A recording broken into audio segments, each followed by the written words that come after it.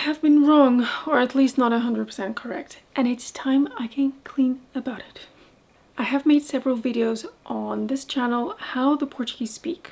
My unschoolers are hearing things in a good sense of the word more and more every day.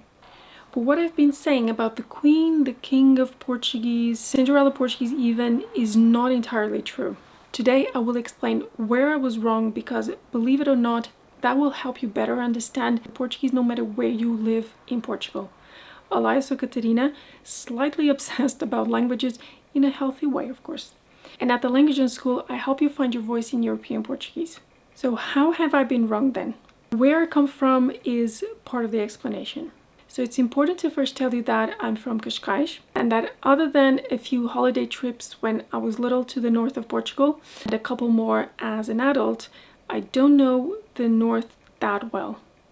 I remember once a friend of friends of ours from the north asked where the quarto de banho was, and I started laughing out loud, or maybe was giggling, I don't know, because I pictured in my head a bedroom where you would take a shower in.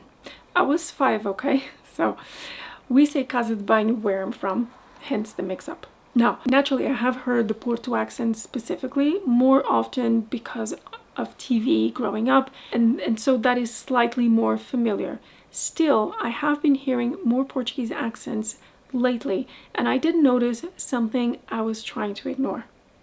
Until I bumped into a channel while searching for content for my unschoolers to help them to immerse in, and guess what happened? Something clicked and I realized I couldn't avoid the truth anymore. You see, the host is from Bragança and her accent is different, and it contradicts a lot of the things I have been saying on this channel about how the Portuguese speak. The funny thing is, she shares information about relocating to Portugal. But since she targets Brazilian immigrants, her channel is fully in Portuguese. Good for you, right? Amazing, I would say. So let's look at some examples from one of her videos so that you can, number 1, learn how people speak in Bragança. Number 2, by contrast, learn how people speak in the Lisbon area. I will serve as an example. And number 3, improve your listening comprehension as a whole. There's a number 4. Learn about a channel that talks about immigration issues fully in Portuguese, which is perfect for immersion and to get your ears used to a specific accent.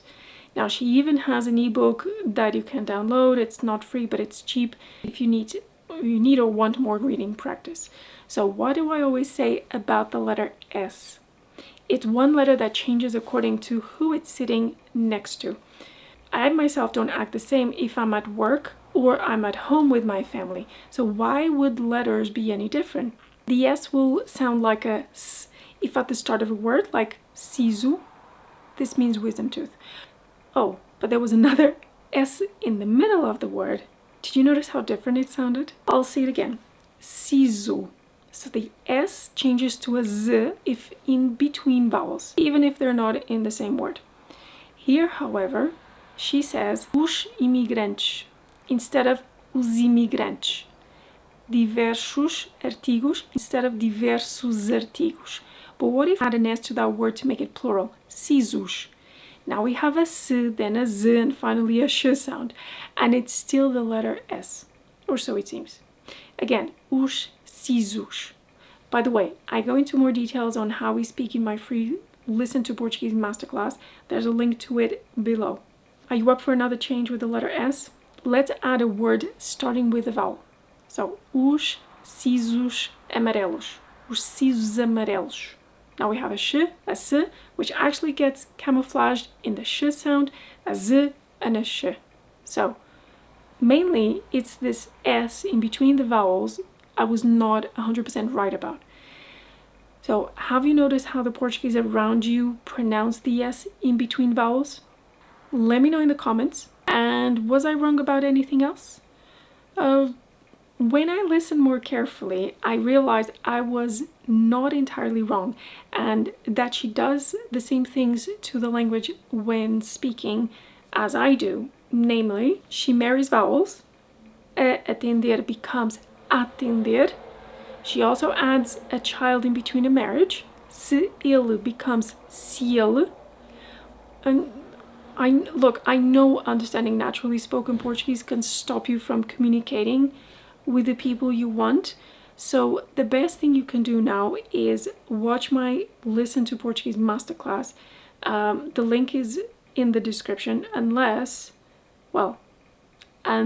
you're currently struggling with telling eu and il apart. In that case, you definitely need to watch the L video. If my unschoolers get clarity on who did what and stay away from trouble, so can you. Obrigada por verem, obrigada por me ouvirem. Até à próxima.